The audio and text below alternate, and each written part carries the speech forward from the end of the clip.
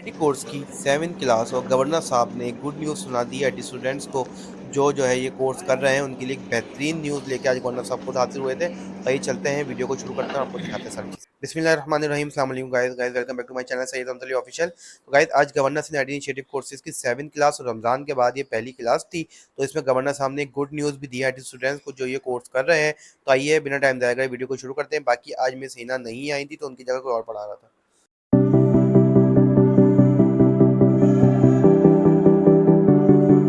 Strings को आपस में मिलाते कॉन्कैटिनेट करने के लिए तो हम क्या यूज करते हैं, प्लस। ठीक है, तो असाइनमेंट ऑपरेटर्स में क्या होता है कि हम किसी को कोई टास्क असाइन करते हैं। जैसे कि हम अपनी फैमिली में किसी को असाइन करते हैं कि आपने क्या करना है, डिशेस को क्या करना है, या अपने बहन बहन से किसी एक को बोलते हैं कि आपका काम ये है कि आपने इसको डिशेस को क्या करना है, वॉश करना है। ठीक है, हम असाइन कर रहे हैं। तो असाइनमेंट ऑपरेटर्स में भी हमारे पास ये होता है कि हम किसी भी वेरिएबल को असाइन कर रहे होते हैं कि आपने ये काम करना होता है। ठीक है,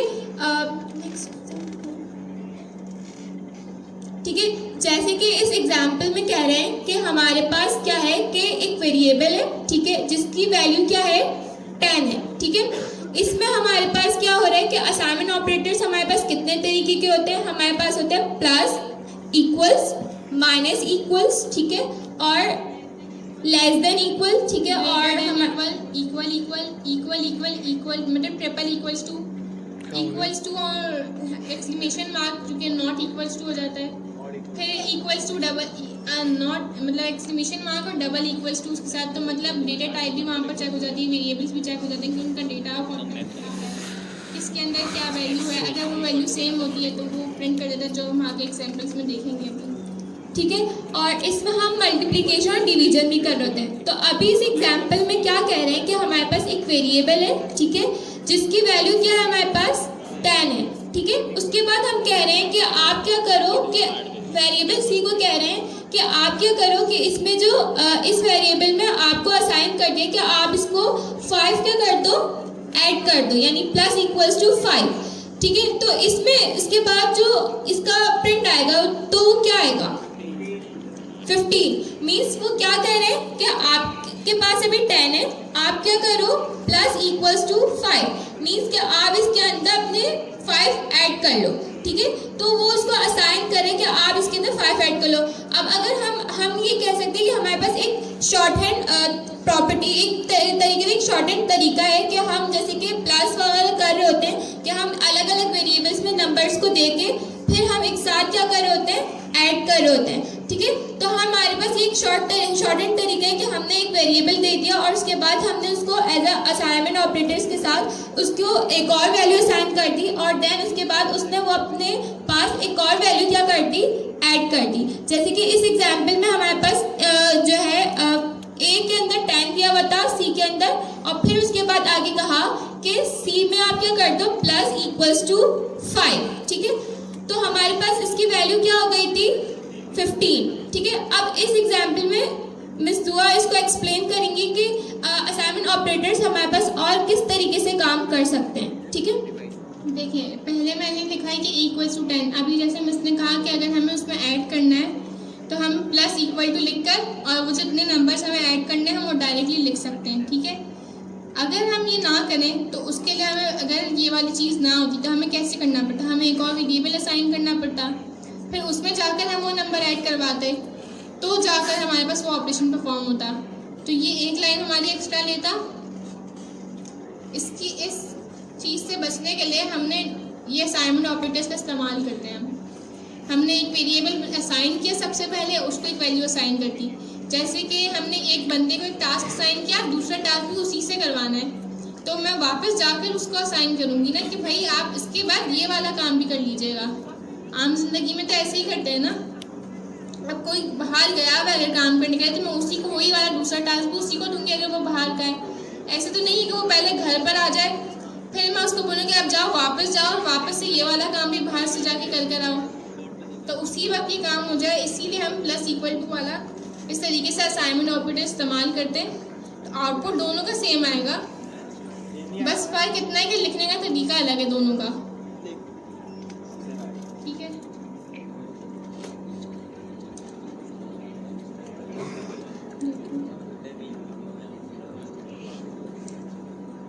देखो दोनों का आंसर सेम आ रहा है, बस लिखने का तरीका अलग अलग है।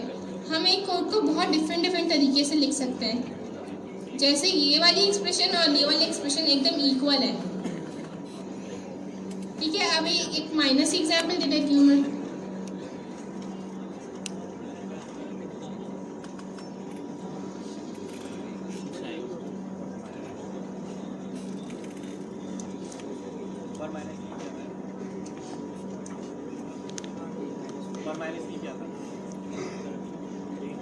फोर माइनस कर दिया ना 10 में से।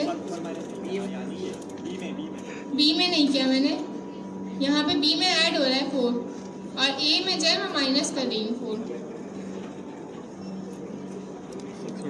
मीन्स क्या हो रहा है कि मैंने कहा कि आफ्टर क्लास, फिर उसके बाद कहा कि मुझे मतलब वैल्यू मैंने बताई नहीं, बस मुझे जाना है क्लास के फौरन बाद। तो यहाँ पे मेरे कि पूरा मैसेज बन गया और इसने इसको क्या कर दिया, कॉन्कैटिनेट कर दिया कि भाई आफ्टर क्लास मुझे इवेंट पे जाना है। ठीक है, तो हमारे पास ये दोनों सेंटेंस क्या हो रहे हैं, कॉन्कैटिनेट हो रहे हैं। जैसे कि पहले हम कर रहे थे कि हमने एक एग्जांपल पढ़ी थी कि हमने एक वेरिएबल बनाया था और हमने उसमें लिखा था थैंक्स फॉर, मतलब हमने गवर्नर साहब को क्या किया था, अप्रिशिएट किया था कि हमने आपने इस कोर्स को लॉन्च करके बहुत अच्छा किया।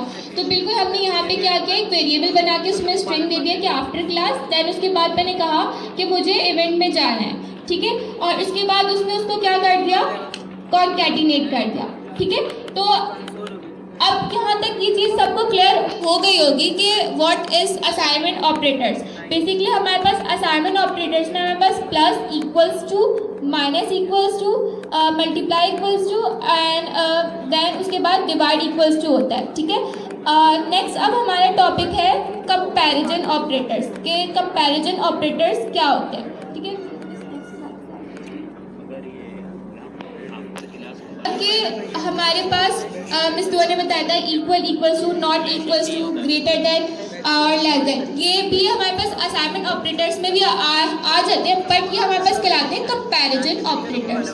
ठीक है, जिसमें हम वैल्यूज को क्या कर रहे होते हैं, आपस में कंपेयर कर रहे होते हैं और फिर वो हमें से जो है रिजल्ट क्या दे रहा होता है, बूलियन में ट्रू एंड फॉल्स दे रहा होता है। ठीक है, तो अब मिस दुआ आजा, अब जैसे कि इस एग्जाम्पल में कह रहे हैं कि 5 इक्वल इक्वल्स टू 2, तो मीन्स इक्वल इक्वल्स टू 2 क्या कह रहे हैं कि हम जब एक वेरिएबल बना रहे होते हैं और उसमें हम कोई भी वैल्यू दे रहे होते हैं, तो वो क्या हो रहा है कि वो वेरिएबल क्या कर रहा होता है, वैल्यू को ले रहा होता है।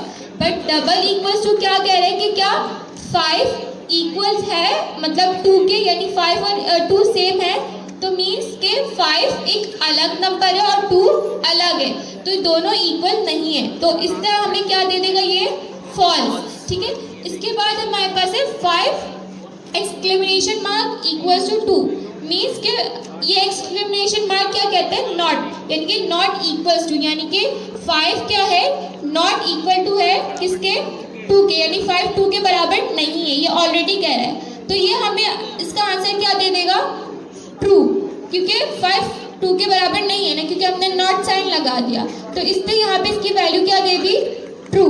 ठीक है, उसके बाद यहाँ पे कह रहे हैं कि 5 ग्रेटर देन 2, तो ये जो साइन है ये क्या कह रहे हैं कि 5 ग्रेटर है किससे, 2 से, तो इसका आंसर ये क्या दे देगा, ट्रू। लेकिन यहाँ पर अगर मैं इक्वल टू लगा दूँ, ग्रेटर देन के साथ अगर मैं इक्वल टू लगा दूँ, तो वो ये भी चेक करेगा कि जो 5 है वो 2 से बढ़ा भी है और जो दूसरी वैल्यू यानी कि जो 2 है वो 5 के इक्वल तो नहीं है। अगर वो 5 भी होगा, मतलब 5 ग्रेटर देन इक्वल टू 5 होगा, तो भी वो ट्रू दे देगा। ठीक है, अगर वो 6 होगा तो वो ऑब्वियसली बात है वो फॉल्स देगा, क्योंकि 5 6 से बड़ा कैसे हो सकता है।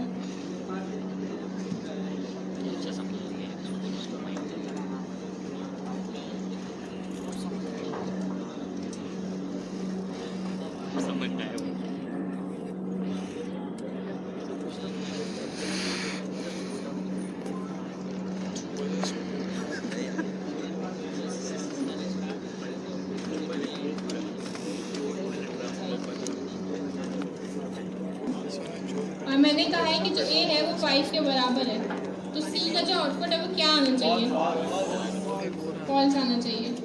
फॉल्स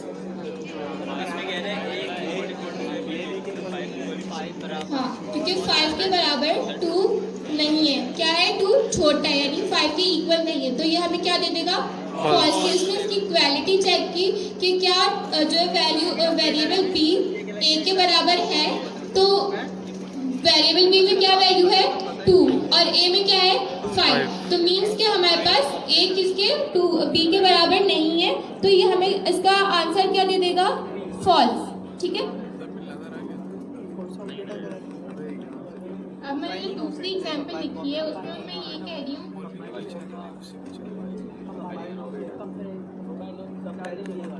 जो ए है वो greater than equal to B है, तो ए की वैल्यू क्या है हमारे पास? 5 और बी की वैल्यू है 2। तो इसका आउटपुट क्या आना चाहिए? फॉल्स।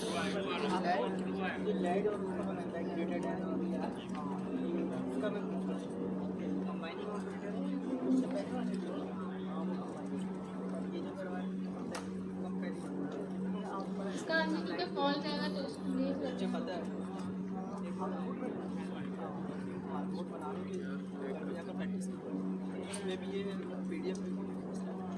तो ऊपर वाला एक्सप्रेशन का आंसर फॉल्स आ रहा है और नीचे वाले एक्सप्रेशन का आंसर ट्रू आ रहा है। तो जो पहली एक्सप्रेशन थी वो ये थी कि a इक्वल टू बी है, a की वैल्यू जो 5 है और b की वैल्यू जो 2 है, तो 5 b से इक्वल नहीं हो सकता, 2 के इक्वल नहीं हो सकता, तो वो फॉल्स आ रहा है।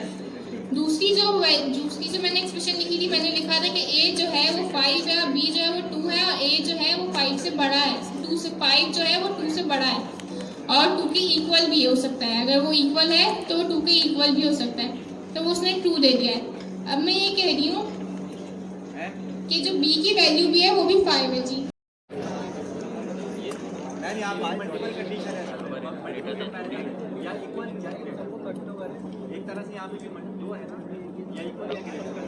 हाँ, यहाँ पे कह रहे हैं कि अगर हमने पहले भी चेक किया था कि एक वेरिएबल में 5 था और दूसरे में क्या था? 2 था b, तो क्या था कि हमने कहा था कि a greater than equals to b, means के क्या है कि 5 ग्रेटर है किसके? 2 से और इक्वल है किसके? 5 के। तो इस वजह से उसने हमें क्या दिया आंसर? ट्रू। और अगर हम इक्वल ना भी लगाते, ग्रेटर सिंपल साइन लगाते, तब भी वो हमें क्या दे देता है? ट्रू, क्योंकि 5 ऑलरेडी क्या है? 2 से ग्रेटर है। तो इक्वल साइन लगाने से हमें इसकी हमें स्ट्रिक्ट कह सकते हैं, इक्वालिटी पता चल जाती है कि हाँ ये नंबर क्या है हमारे पास ग्रेटर है दिस नंबर से और इक्वल किसके? अपने नंबर से। मतलब 5 क्या था? ग्रेटर था 2 से और इक्वल किसके था? 5 की। ठीक है। अब इसी जो अभी मिस ने बनाई थी कि a में भी उन्होंने 5 दिया, b में भी, और फिर कहा कि a greater than equals to 5, कि भाई क्या है? 5 ग्रेटर है मतलब 5 मतलब इक्वल भी है कि ग्रेटर है किसी भी नंबर से और इक्वल 5 से है, तो इसका आंसर भी यहाँ पे क्या दे रहा था? ट्रू। ठीक है। अब इस वाली एक्सप्रेशन में भी जैसे पहले दो ऑपरेटर यूज हो रहे थे, इक्वल और ग्रेटर देन, यहाँ पर भी नॉट इक्वल टू यूज हो रहा है। तो अब इसका आउटपुट क्या है? क्योंकि a की वैल्यू भी 5 है और b की वैल्यू भी 5 है, फॉल्स आएगा। फॉल्स। ट्रू कौन? फॉल्स वाले कितने हैं? फॉल्स वाले कितने? वो हैंड रेस करें। ठीक है।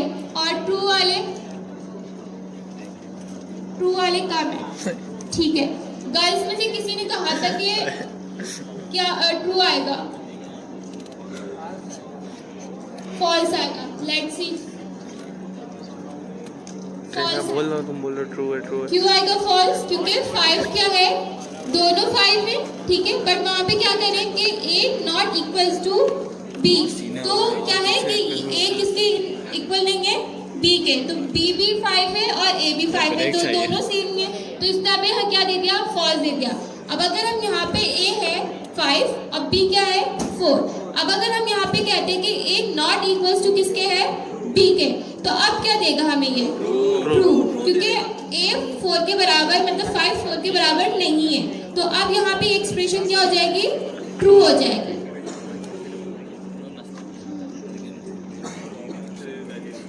अब इस एक्सप्रेशन का आंसर क्या आएगा? क्योंकि अब मैंने लेस देन कर दिया है, a less than equal to b कर दिया है।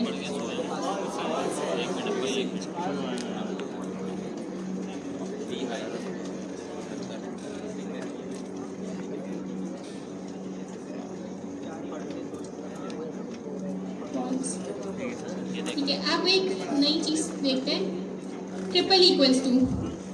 डबल देखा अब तक, अब ट्रिपल देखते हैं। अच्छा, ट्रिपल में क्या होता है? ट्रिपल में वो ये भी चेक करता है कि जो कंटेंट है वो भी सेम है या नहीं। जैसे दो बॉक्सेस हैं, एक में क्रॉकरी है और दूसरे में किचन का सामान है, ठीक है। तो वो जो ग्रॉसरी का जो सामान है और वो जो क्रॉकरी का सामान है वो इक्वल नहीं हो सकता किसी भी तरीके से। तो जो ट्रिपल इक्वल्स टू है वो यही चेक करता है कि दोनों बॉक्सेस में सेम सामान है या नहीं। अगर दोनों में क्रॉकरी है तो वो ट्रू दे देगा, अगर दोनों में अलग अलग डिफरेंट डिफरेंट चीज़ें तो वो फॉल्स देगा। तो अब इस एक्सप्रेशन का आंसर क्या आएगा?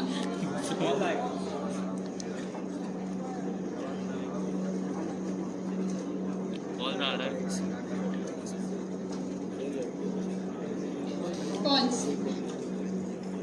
ठीक है। ट्रू देगा, क्यों? क्योंकि हमारे पास कोई एक कंडीशन तो ट्रू हो रही है ना, तो हमें उसका आंसर वो क्या दे देगा? ट्रू दे देगा। क्योंकि और ऑपरेटर कहते हैं कि आपके पास दोनों में से अगर कोई एक कंडीशन ट्रू है तो आप इसको क्या कर दो? ट्रू। अगर दोनों फॉल्स हो जाएंगी तो फिर वो क्या देगा? फॉल्स दे देगा, ठीक है। तो इसने अब हमें आंसर क्या दिया? ट्रू दे दिया। अब अगर मैं कहती हूँ कि भाई आप दोनों कंडीशंस को क्या कर दो? फॉल्स कर दो,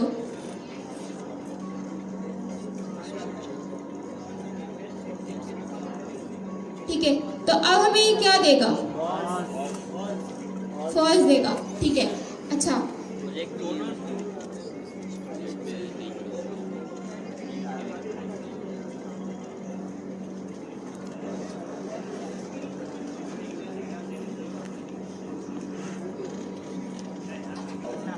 आएगा ट्रू।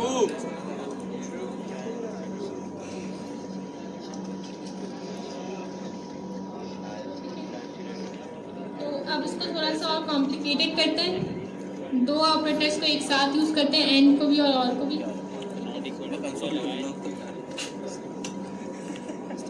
ए जो है वो डी के इक्वल है, ठीक है। और फिर मैंने कहा कि ये जो होल ब्रैकेट है इसकी एक और, इसके साथ एक और ही कंडीशन लगाइए, 5 जो है वो ग्रेटर देन 0 है। इसका आउटपुट क्या आएगा? ट्रू क्यों आएगा? आपकी वाली कंडीशन ट्रू है इसलिए।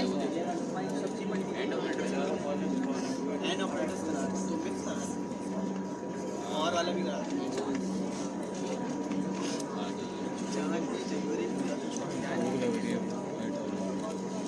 और के ऑपरेटर की वजह से ये वाली कंडीशन ट्रू है तो आउटपुट ट्रू आ जाएगा। लेकिन अगर ये कंडीशन नहीं होती और की और मैं यहाँ पर एंड कर देती तो आउटपुट फॉल्स आता, ठीक है।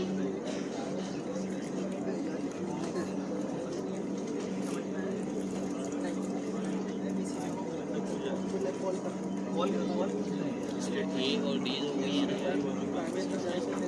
ए और डी तो सेम है ना।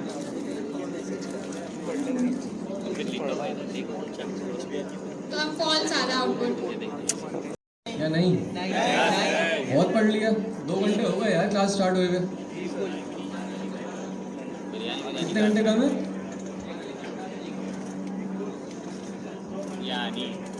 अच्छा, क्या टॉपिक पढ़ना है आपने? किस में इश्यूज आ रहे हैं आप लोग को? कोई बच्चा बताएगा आज? इसलिए सब समझ में आ गया। ये आप लोग थोड़ा फ्रेश हो जाए बैठ के, ठीक है। या आप पानी पी सकते हैं, फिर वॉशरूम है वहाँ जा सकते हैं। इसके अलावा जो भी एरिया है यहाँ का वो रेड जोन है, तो अगर कोई भी इसके प्रेमिसेस से बाहर जाएगा तो आप लोग के लिए मसला हो जाएगा। तो थोड़ा ख्याल करें इस चीज़ का। और जो प्रेमिसेस हैं, या पानी पिए आप या वॉशरूम जाए, इससे ज़्यादा एक्स्ट्रा बाहर जाएंगे तो आप लोग के लिए इशू हो जाएगा। तो थोड़ा ख्याल रखें, इससे बाहर नहीं जाए आप लोग।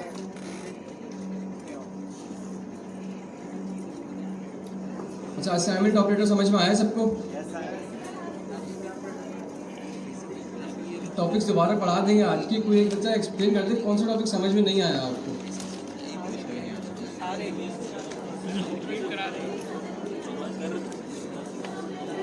लॉजिकल ऑपरेटर, लॉजिकल असाइनमेंट, क्या? ठीक है, लॉजिकल पढ़ेगा।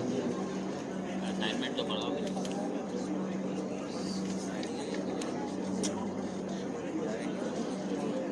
इक्वल्स इक्वल्स टू से होता क्या, पहले ये बताया। हम पहले जाएंगे, देख इसको भी देख लेंगे, उनके भी देख लेंगे। आपको आंसर पता है इसका? जाओ आप जाओ।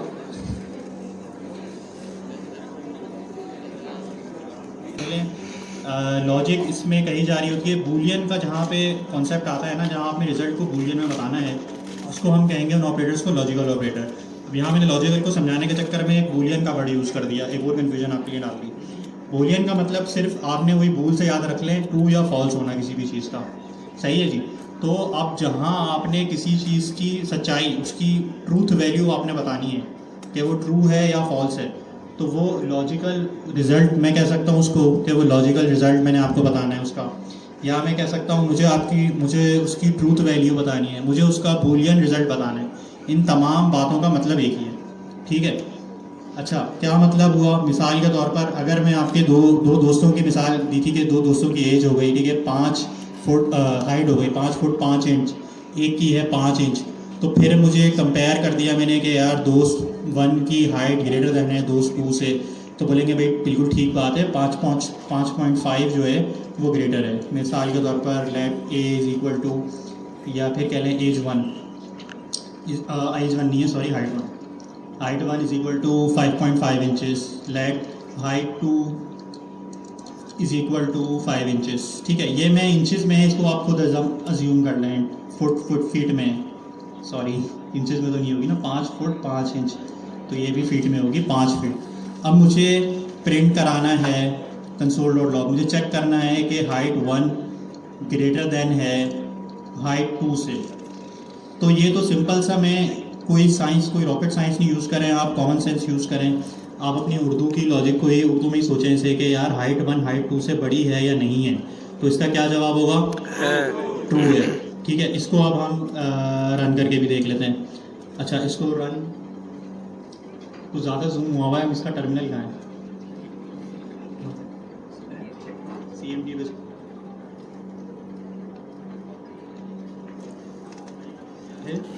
Node main dot JS।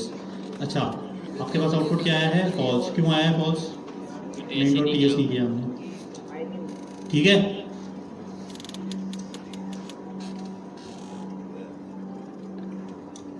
अब आ गया ट्रू, ठीक है ना। तो पुराना रिजल्ट चल रहा था, वो ये कॉमन मसले होते हैं, तो ये आपके पास कह देंगे। अच्छा, ट्रू आ गया, क्यों? क्योंकि हाइट 1 है ग्रेटर देन हाइट 2 से। अच्छा, इसको मैं कंफर्म करने के लिए ना यहाँ पे एक मैसेज लिखना प्रेफर करता हूँ हमेशा, कि मुझे पता चल जाए कि यार कौन सी लाइन प्रिंट हो रही है। हाइट 1 ग्रेटर देन हाइट 2, सही है। अब मैं दोबारा से इसको रन कर लेता हूँ।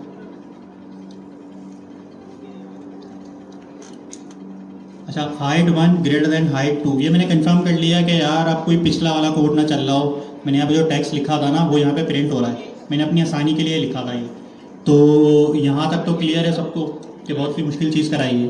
क्लियर है? क्लियर। ठीक है। देखिए, हमने सेम लाइन के अंदर हमने 2 वेरिएबल्स का आउटपुट भी प्रिंट करवाया है और साथ में एक टेक्स्ट वैल्यू भी प्रिंट करवाई है। उसके लिए अगर हम कोई 2 चीज़ें एक साथ प्रिंट करवाना चाह रहे हैं तो बीच में हमने यूज़ किया है कॉमा। सबको समझ में आ रही है ये चीज़? हमने वहाँ पे टेक्स्ट भी लिखा है और साथ में उसके साथ हमने फिर एक वेरिएबल की एक हमने बूलियन वैल्यू भी प्रिंट करवा रहे हैं, ट्रू या फिर फॉल्स, कॉमा डाल के। तो किसी का मसला तो नहीं है इस चीज़ में? अच्छा, मैंने यहाँ पे किया क्या, यहाँ पे उन्होंने 2 वेरिएबल्स पहले डिक्लेयर करवाए, हाइट 1 हाइट 2, दोनों में 2 अलग अलग वैल्यू स्टोर करवाई और उन दोनों को आपस में कंपेयर किया कि हाइट 1 हाइट 2 से बड़ी है या छोटी है। यहाँ पे उन्होंने कंडीशन लिखी height 1 is greater than height 2, जिसका आउटपुट क्या मिला हमें? ट्रू क्यों मिला? क्योंकि हाइट 1 हाइट 2 से ग्रेटर है, उसकी वैल्यू 5.5 है और हाइट 2 की वैल्यू 5 है। तो सबको क्लियर है कि हमने ग्रेटर देन क्यों यूज़ किया? अच्छा, लॉजिकल ऑपरेटर सबको मसला आ रहा था। लॉजिकल ऑपरेटर्स हमारे पास 3 किस्म के होते हैं कि अगर लेफ्ट साइड वाली वैल्यू भी ट्रू हो और राइट साइड वैल्यू भी ट्रू हो, उसके बाद हमारा जो भी कंडीशन है वो चलनी चाहिए। और में ये होता है कि कोई भी एक साइड ट्रू हो जाए हमारा कोड चल जाएगा, और नॉर में ये होता है कि सिंपल से हमारी एक वैल्यू है उसको वो अपोजिट कर देगा, अगर ट्रू होगा तो फॉल्स कर देगा, फॉल्स होगा तो ट्रू कर देगा। इसकी हम एग्जाम्पल देख लेते हैं।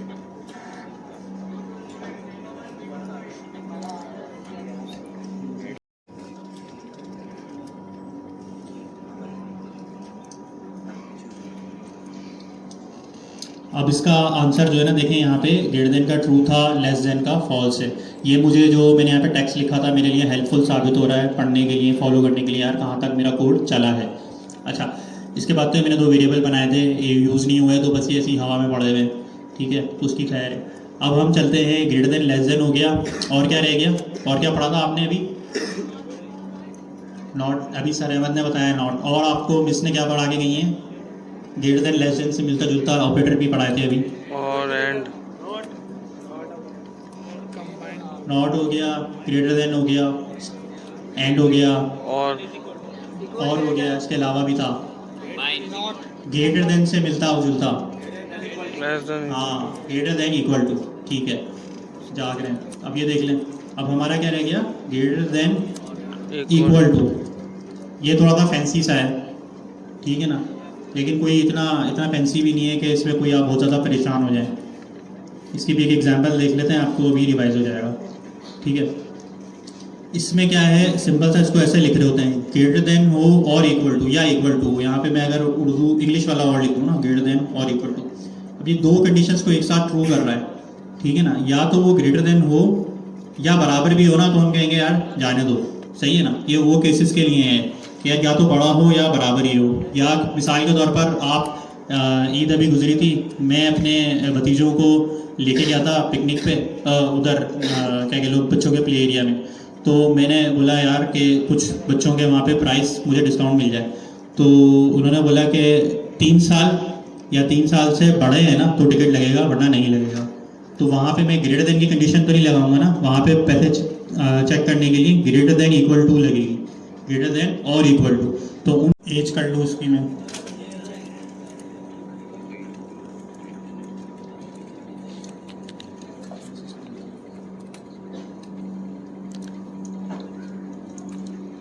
भतीजा 2 एज,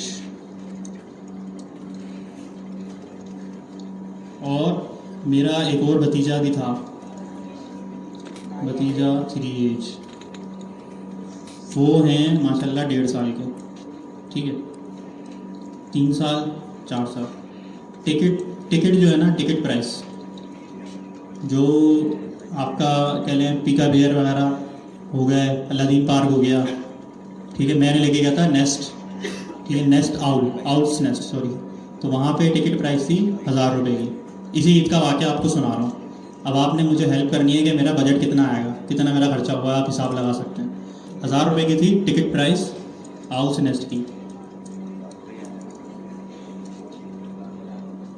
ठीक है। अब 1000 रुपये का टिकट है। अब मुझे देखना है कि यार क्या मैंने भतीजा वन की कॉस्ट, भतीजा वन के पैसे पे करने हैं कि नहीं, तो उसको मैं यहाँ पे क्या लिखूँ, भतीजा वन टिकट बाय कर लेते हैं ना, उसके लिए टिकट लेना है या नहीं, बाय भतीजा वन टिकट। तो मैं यहाँ पे भतीजा one as greater than equal to क्या लिखूँगा,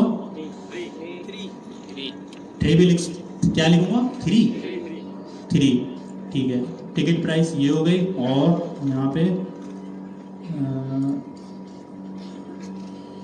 एज लिमिट में लिख देता हूँ 3, मैं इसका वेरिएबल बना लेता हूँ। तो मैं यहाँ पे ग्रेटर देन इक्वल टू क्या लिख सकता हूँ, एज लिमिट, तो मैं ये वेरिएबल यूज़ कर लेता हूँ। तो ये मेरे हो गई भतीजा, पहले वाले भतीजे के लिए, ठीक है। और दूसरे वाले भतीजे के लिए भी मैं लिख सकता हूँ, यहाँ पे क्या लिखूँगा, भतीजा 2 एज। लाइन को मैंने लिखा नहीं है, तो इससे आप कन्फ्यूज नहीं होगा कि यार ये पूरी लाइन कहाँ से आ गई। अगर मैं आपकी जगह होता तो मैं कन्फ्यूज हो जाता कि यार ये पूरी लाइन कहाँ से आ गई, लेकिन पूरी को कॉपी पेस्ट किया, खाली जहाँ जहाँ चेंजेस थे वो किए। अब है भतीजा 3 एज, अब उसके लिए भी मैं यहाँ पे निकाल लेता हूँ, ठीक है। और मैं चाहूँ तो इन सबको एक वेरिएबल में सेव करता हूँ, ट्रू फॉल्स पे जितने भी हो ना उसको फिर मैं सम कर लूँ। चलें अब देखते हैं कि कितना बिल मेरा बनेगा। पहले कर लेते हैं कंपाइल। तो पहले के लिए ट्रू है, दूसरे के लिए ट्रू है, और तीसरे वाले के लिए फॉल्स है, सही है। तो मेरा फिर बिल कितना आएगा इस हिसाब से, 2000 रुपये का खर्चा आ गया बगैर मीटिंग पे। तो इससे आपको पता चल गया greater than equal to operator. अब हमारे पास अगला ऑपरेटर पे क्या आएगा, common sense less than equal to, क्या मुझे उसको समझाने की ज़रूरत है या आप समझ जाएंगे? सही है। अब उसमें ग्रेटर देन और इक्वल टू, ठीक है ना, इसका इस टर्म को याद रखें कि ये ग्रेटर देन हो या हो। अब ये आपकी ये ऑपरेटर ना अगर आपको तंग कर रहा है ना, बस आप इसकी भतीजे वाली एग्जांपल से आप याद रख लें, आपको कभी भी नहीं भूलेगा ये कि यार आप जो प्राइस आपने टिकट की पे करनी है ना वो उस एज का हो या उससे बड़ा हो। तो ग्रेटर देन इक्वल टू समझ में आ गया, तो लेस देन इक्वल टू भी फिर उससे रिलेटेड ही होगा।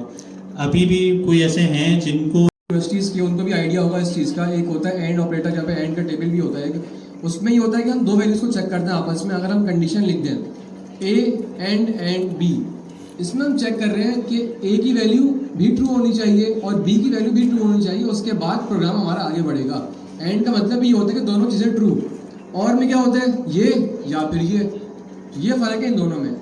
इसके बाद थर्ड नंबर में हमारे पास ऑपरेटर आता है नॉर का, और उसमें ये होता है कि अगर ट्रू है तो वो उसको फॉल्स कर देता है और अगर फॉल्स है तो उसको ट्रू कर देता है। वो एक तरह से अपोजिट का काम करता है। तो हम इन तीनों की एग्जांपल देख लेते हैं हम लोग एक बार।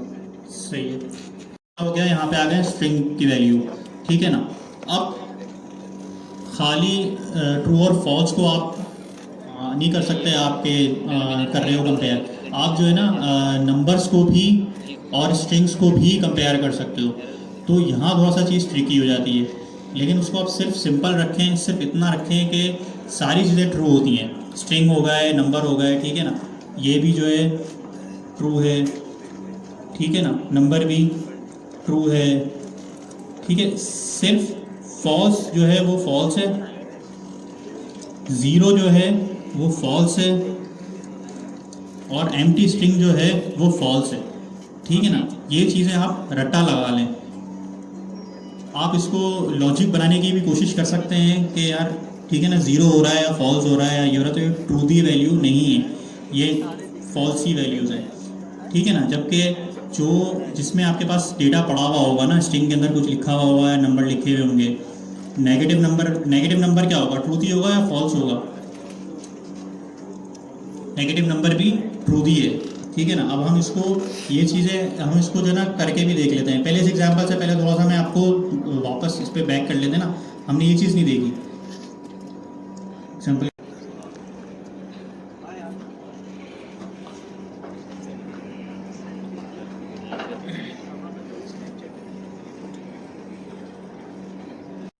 हर रोज़ हम बैठकर ये सोचते हैं कि कैसे और बेहतरी लाई जा सके आपके लिए, ताकि आप अपने पैरों पे खड़े होके इस मुल्क के लिए और अपने लिए एक खुशहाली ला सकें। और मुझे बड़ी खुशी है कि मेरे इल्म में ये आया है कि अब लोगों ने यहाँ अपने लिए जो काम कर रहे हैं तो अर्निंग्स भी शुरू हो चुकी हैं।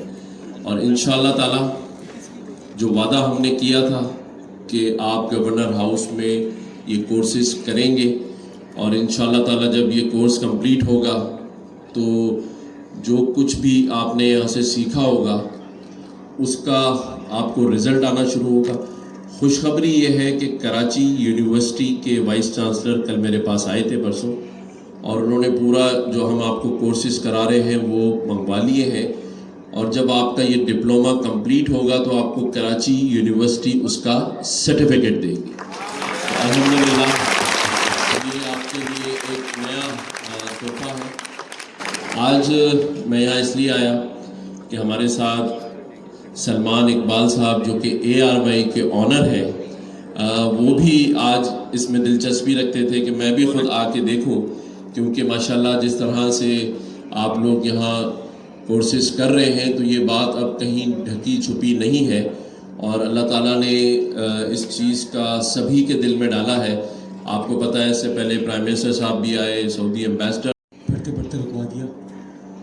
और दूसरी बात यह है कि ये मैं सारी ख़बरें और सारी बातें सिर्फ सुन रहा था। आज मैंने गवर्नर साहब कामाल भाई जो इन्होंने 16 महीने में जो काम किया है वो आज मैं अपने आंखों से देखा हूँ। तो मैं वाकई ऑनेस्टली आपका, मैं पाकिस्तान की तरफ से आपका शुक्रगुजार हूँ कि आप जैसे लोग हैं। क्योंकि कमाल भाई ये जो है ना, ये हमारा फ्यूचर है, ये हमारे शहर का फ्यूचर है, हमारे मुल्क का फ्यूचर है। और IT ऐसी चीज़ है जिसको अगर हमने एज अ कंट्री पकड़ ली तो हम बहुत तेज़ी से आगे चले जाएंगे। हमारे पड़ोसी मुल्क आप जानते हैं कोई 200-300 बिलियन डॉलर की इनकी आईटी एक्सपोर्ट हो गई है, हमारी भी 1 या 2 बिलियन पे अटकी हुई है। और हमारे पास इतना ज़ख़ीरा है इन बच्चों के तवज्जुह से, इतना ज़ख़ीरा हो। देखिए ना, यहाँ बैठे हुए हैं संडे के दिन, आज बैठ के हमारी बहनें और हमारे भाई बैठ के पढ़ रहे हैं आज, तो इसमें खुशी ये होती है कि इनको खुद को कितना डेडिकेशन है कि ये इस डेडिकेशन से काम कर रहे हैं। और इंशाल्लाह मुझे पता है, मुझे बताया अपने गवर्नर साहब ने कि आप में से बहुत सारे लोग जो चले गए आगे कोर्सेज के अंदर, वो आजकल पैसे भी कमाना शुरू कर रहे हैं आस्ते आस्ते, ठीक है ना। तो बस मेरा ये है कि हम लोग के दरवाजे भी खुले हैं कमाल भाई के लिए, आप लोगों के लिए। आप लोग अपना काम करें और आए हमारे पास कि हम लोग ना सिर्फ कि मीडिया बल्कि हमारे और भी ऑर्गेनाइजेशंस हैं जहाँ पे जॉब्स की अब बहुत ज़रूरत है पाकिस्तान को, हमको भी। और मैं WMO वर्ल्ड मेंबर ऑर्गेनाइजेशन का प्रेसिडेंट भी हूँ। तो आप में से कितने मेंबर हैं यहाँ पे? बस ये बात की खुशी होती है कि लोग कहते हैं कि मेमन को पढ़ने का शौक़ नहीं है, मेमन को सिर्फ बिजनेस करने का शौक़ है। और आप में से बचिया में से कितनी मेमन है? सिर्फ 2-3 है बस। हाँ, हम लोग के यहाँ सबसे बड़ा प्रॉब्लम ये है कि हम मेमन बच्चों को पढ़ाते नहीं हैं। जो नेक्स्ट प्रोजेक्ट लिया है SWMO में, ये प्रोजेक्ट लिया है, मैं बात करूँगा गवर्नर साहब से कि हमें अपनी बहनों को, अपने बच्चों को पढ़ाना है। तो याद रखिएगा, एजुकेशन स्टार्ट्स फ्रॉम होम। और घर में जो पढ़ाता है ना, जो बच्चे को इंसान बनाता है और बड़ा बनाता है, उसकी माँ बनाती है।